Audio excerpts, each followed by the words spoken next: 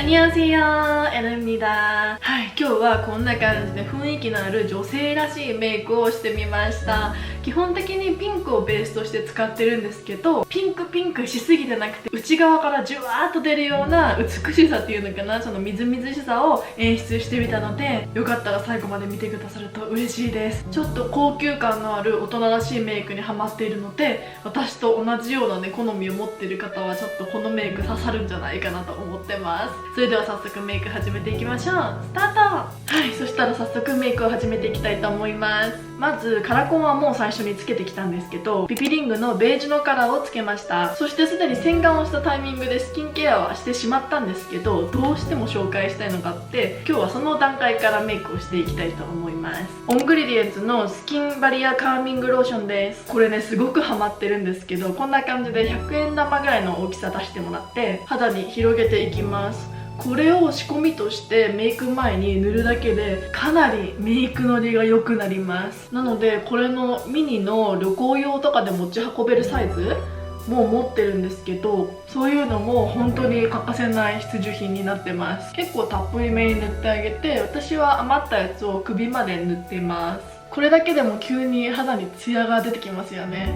素晴らしいです。これ次に日焼け止めはこちらを塗っていきます。メイクプレムのヒアルウォーターフィットサンクリームです。これ新作として新しく出た日焼け止めらしいんですけど、結構大容量なのに私が大好きな乳液とかクリームみたいにすごくベトベトしなくて塗れる日焼け止めになっています。今までそういう乳液みたいなタイプの日焼け止め他のブランドからも結構出てたと思うんですけど、大体ね内容量が結構少なかったりしたんですね。なので顔には塗りたいけど体に塗るのはちょっとなーってね、なんかちょっともったいぶってた私がいたんですけど、これ結構大容量なのでケチることなく顔だけじゃなくて体にも塗り広げることができるので、すごく重宝しているアイテムです。次にアバウトトーンのスキンレイヤードフィットファンデーションを塗っていきます。私は23号のカラーを使ってます。これいろんな YouTuber の方とかがおすすめしてたり、メイクアップアーティストさんも使っててすごく気になってた商品で、この前ピアのフレッグシップストアがオープンしたということで、アバウトトーンが姉妹ブランドなので、あ、これ買おうと思ってね買ってきたアイテムなんですけど、ものすごいいいです。私は手のひらに出してこんな感じでスパチュラに塗り広げて塗っています。トントントントントントントンという感じで広げていって、これを一気に伸ばすんですけど、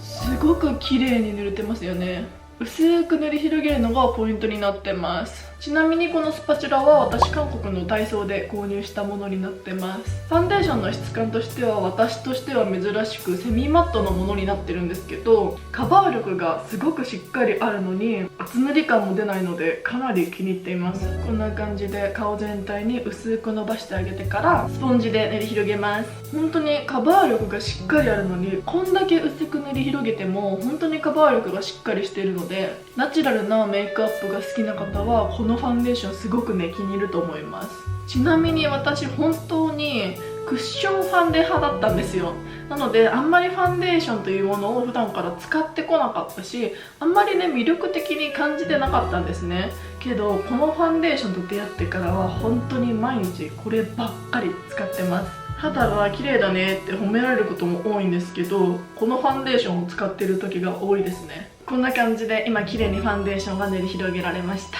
ここにまださっき出したファンデーションは残しておくのがポイントです。次にユイクのバイオームバリアエッセンスインパウダーを塗っていきます。これも私が大好きなやつで何回も紹介していると思います。いつもはブラシにつけて塗ってたんですけど、今回はちょっとしっかりフィクサーしたいので、この付属のパフを使って目と鼻とおでこのところに塗っていきます。次に眉毛はおなじみのロムアンドのものを使っていきます。私1週間オーストラリアに行って、その後1週間日本にねいてたと思うんですけど、実は帰ってきてから丸々1ヶ月ぐらい YouTube の撮影をねしてなかったんですよ。更新あんまり止めないようにと思ってたので、旅行に旅立つ前とかに撮りだめしたり、あとは Vlog を撮ったりしてたわけなんですね。ちょっとかなり間は空いてしまったんですけど、ちょっと今回も綺麗に撮影したいなって思ってます。手の甲につけてるファンデーションをこの後ろのスクリューブラシでちょっとだけ取ります。眉毛のこの眉頭のところをこのファンデーションで薄くしていくイメージで塗り広げていきます。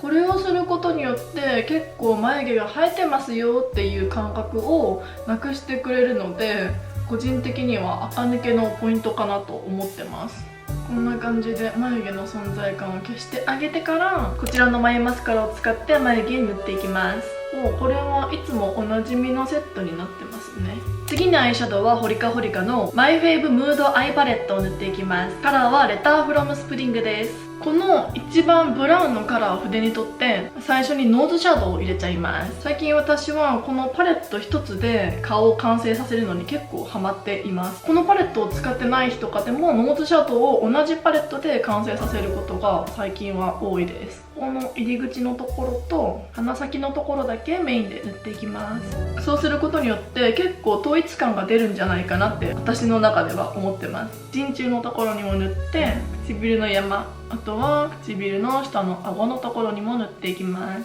次にこの色を筆に取ってまぶたに塗っていきます。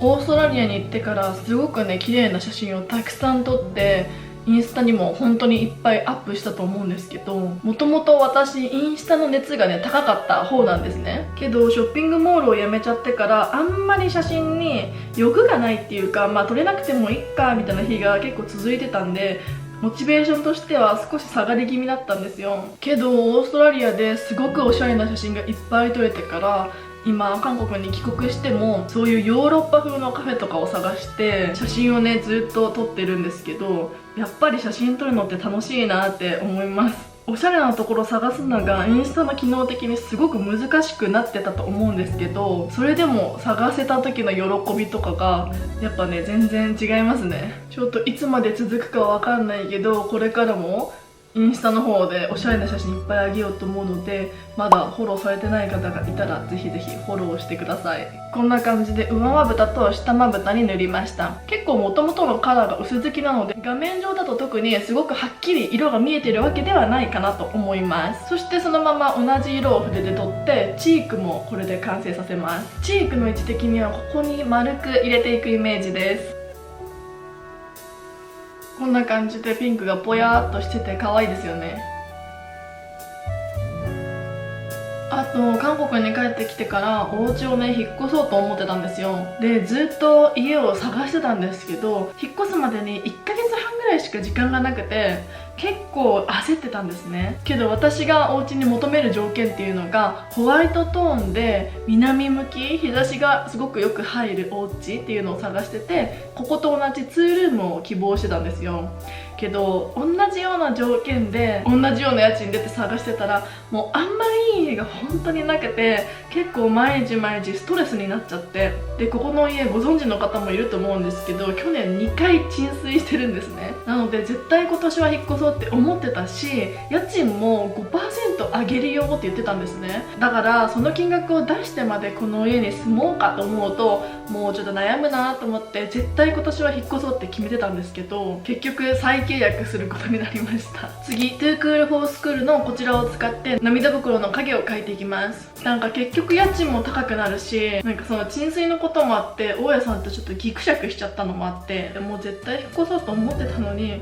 なんでこうなったんですかね本当に。でも多分うちが今2ルームで荷物も結構あるので、引っ越そうと思ったら多分引っ越し代だけで5万円ぐらいかかっちゃうんですね。って思ったら家賃 5% 上げた時と結局どっちがお得かってなったら、5万の方が安いんですけど、結局引っ越し代だけじゃなくてお家の清掃代とか家具代とかかかると思ったら、もういいやと思ってこの家に住むことに決めました。とにかくその短期的なストレスから逃げたすぎてこういう運びになったんですけど、さっきストーリーで質問募集したら水没のせいで今年絶対引っ越すと思ってたのに引っ越さなくてずっこけましたみたいなねコメントをもらって、いや本当にその通りだよなってねすごく思いましたね。そして今塗った色の色違いの色を使って粘膜ラインにこの色を入れていきます。もちろん同じような条件でいいお家がね見つかってたら引っ越してたんだろうなとは思いますね。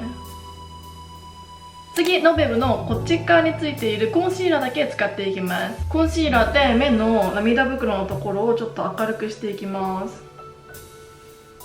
次にさっきのパレットに戻ってこの色を涙袋に塗っていきます。真ん中のところから塗り広げていきます。最近は上まぶたは結構一色使いで薄めの色だけ使って下まぶたの方に力を入れることが多いです。そしてアイラインは長すぎないように引いていきます。これもいつもおなじみのラブライナーを使っていきます。長すぎないように細く。次にまつげセラムを塗っていきます。私はマスカラ派じゃなくてまつげ用のエッセンスをマスカラ代わりにして塗っています。まつ育ずっと頑張ってるのでね、マスカラはあんまり使わないです。松スパ行ってから3、4週間ぐらい経っているんですけど、また松スパ行かなきゃですね。ちょっと荒ぶってきてます。結構何回もつけて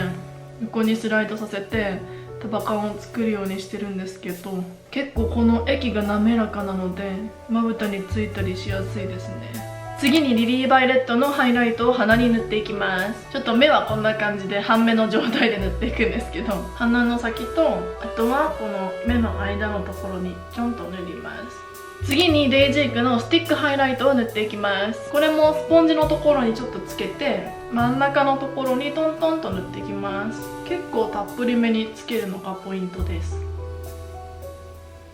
今私が本当に大好きで気に入っている組み合わせです。このね色が本当に可愛いんですよ。見て、塗った瞬間から本当に上品、超可愛いです。これだけで塗るとちょっと大人セクシーな感じがして、お姉さんっぽく見られたいなって日は私これだけ使うようにしてます。すごい可愛いし結構しっかりと潤ってくれるので、リップクリームとかいらないのもすごく気に入ってます。そして上からほんの少し唇の内側にこの色をプラスすることによって少しサイドが出るので顔がファッと明るくなります。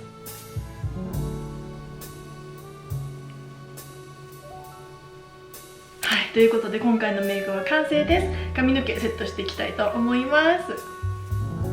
はい、ということで髪の毛もセットしてきました。ちょっと雰囲気が出るようにね、こんな感じ1本ピンってやったら、本当はねこっち側にセットしたかったんだけど、自分の髪が思ったより長すぎて、多分このくらいだったら可愛かったんですけど、ちょっと今度髪の毛切りに行く時に調節したいと思います。今回は雰囲気が出る女性らしいメイクをコンセプトにして撮ってみたんですけど、いかがだったでしょうか。この動画がぜひ参考になると嬉しいです。それではまた次の動画でお会いしましょう。アンニョン。